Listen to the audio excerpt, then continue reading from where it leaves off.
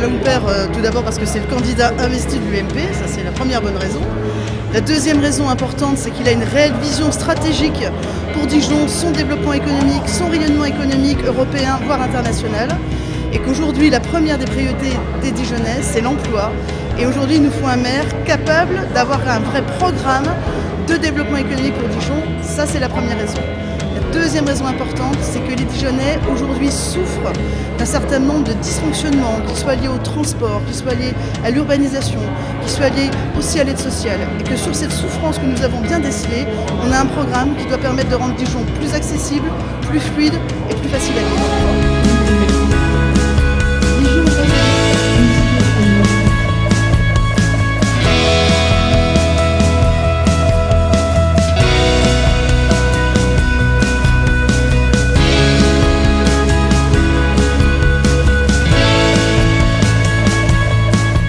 Il y a eu un temps de débat, de composition, de rassemblement. Maintenant, c'est le temps de partir à la conquête. On est à 60 jours des élections. Il faut contraindre le maire sortant qu'on voudrait voir sortir, de rentrer dans le débat et de rendre des comptes aux Dijonnais sur la politique qu'il a conduite et qui a mené Dijon dans de réelles difficultés. Dijon a perdu de son attractivité.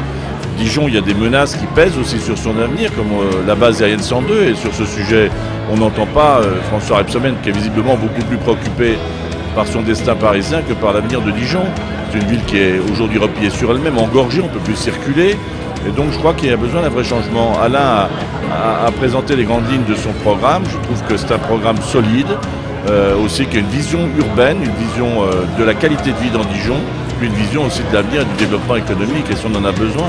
Vous avez vu l'état du commerce, vous avez vu la situation dans nos quartiers, le bétonnage d'un certain nombre de quartiers. Donc effectivement, il faut que les choses changent. Et en même temps, c'est une bataille pour l'avenir de la France aussi, quelque part.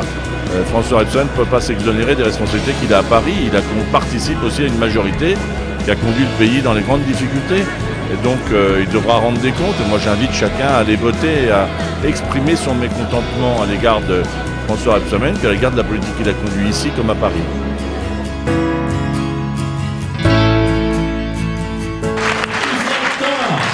Voltaire disait que les oreilles sont le chemin du cœur. Quelle dette nous laisse-t-il pour l'avenir? L'inflation, c'est du matraquage, c'est de l'enfumage.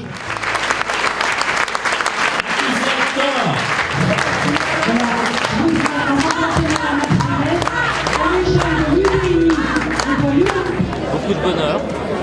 C'est sûr qu'il y avait beaucoup d'amis et beaucoup de gens qui venaient découvrir le candidat.